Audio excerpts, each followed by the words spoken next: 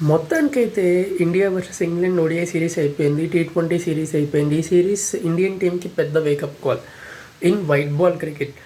టీ20లో మనం ఎలా ఉన్నాం, టెస్ట్లో వదిలేసి టెస్ట్లోది ఇప్పుడు మాట్లాడట్లేదు. టీ20లో ఎలా ఉన్నాం, ఓడిఐలో ఎలా ఉన్నాం, మనం అసలు షార్టర్ ఫార్మాట్స్ ఆఫ్ ద గేమ్లో మనం ఎలా ఇంప్రూవ్ అవ్వాలి, వాట్ ఆర్ ద ఏరియాస్ అని చాలా చెప్పేసింది.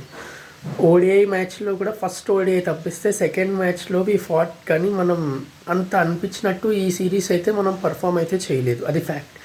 రోహిత్ శర్మ, విరాట్ కోహ్లీ ఫామ్లోకి వచ్చిన మన బౌలింగ్ తర్వాత మన ఫీల్డింగ్ కూడా ఒక్క మ్యాచ్కే పరిమితం అవడం అనేది వెరీ బ్యాడ్. చాలా చాలా ఫీల్ అవ్వాల్సిన విషయం. ఎందుకంటే మనకి మంచి టీం ఉంది, మంచి ప్లేయర్స్ ఉన్నా కూడా వీ కుడ్ నాట్ పర్ఫామ్.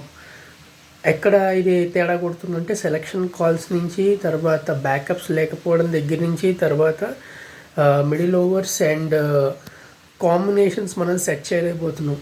ఆ పాయింట్స్ చాలా చాలా క్రూషియల్. ఒక మ్యాచ్ కానీ ఒక సిరీస్ కానీ నెగ్గాలంటే, మ్యాచెస్ నెగ్గాలి. మ్యాచ్ నెగ్గాలంటే టీం బెస్ట్ అయి ఉండాలి. ఈ మ్యాచెస్ అన్నిట్లో ఫస్ట్ ఓడిఐలో ఇండియన్ టీం ఆడిన యాటిట్యూడ్, టీమ్ కాంబినేషన్, వాళ్ళ పర్ఫార్మెన్స్, వాళ్ళు చూపించిన ఎంతూజియాజం అండ్ రిథమ్ ఆ ఒక్క మ్యాచ్కే పరిమితం అవడమే చాలా బ్యాడ్.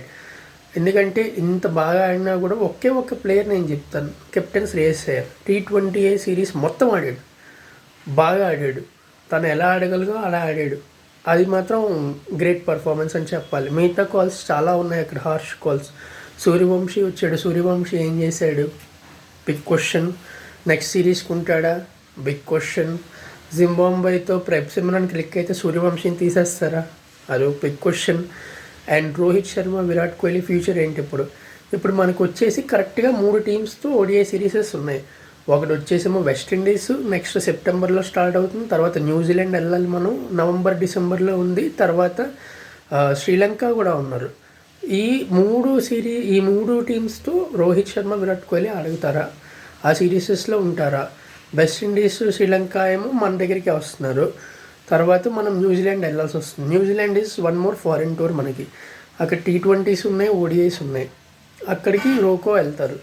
తర్వాత మనకి చాలా పెద్ద టూర్ ఉంది, టెస్ట్, దట్ ఈజ్ ఆస్ట్రేలియా వెళ్ళాల్సిందే మనం.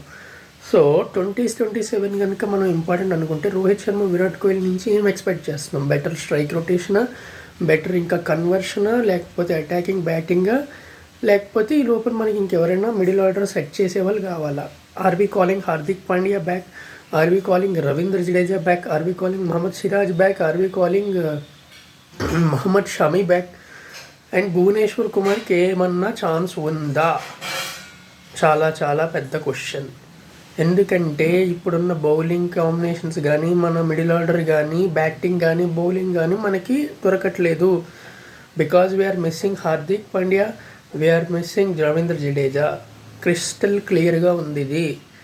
మన సెలెక్టర్స్ కానీ, మన కోచ్ గారు కానీ కొంచెం చూసుకుని సెలెక్షన్ కాల్స్ తీసుకోవాలని మనవి. ఎందుకంటే ఇలాగే ఆడామంటే డెఫినెట్గా మనం నాకౌట్ అయిపోతాం. 2027 వరల్డ్ కప్కి మాత్రం మనం నాకౌట్ అయిపోతాం. అది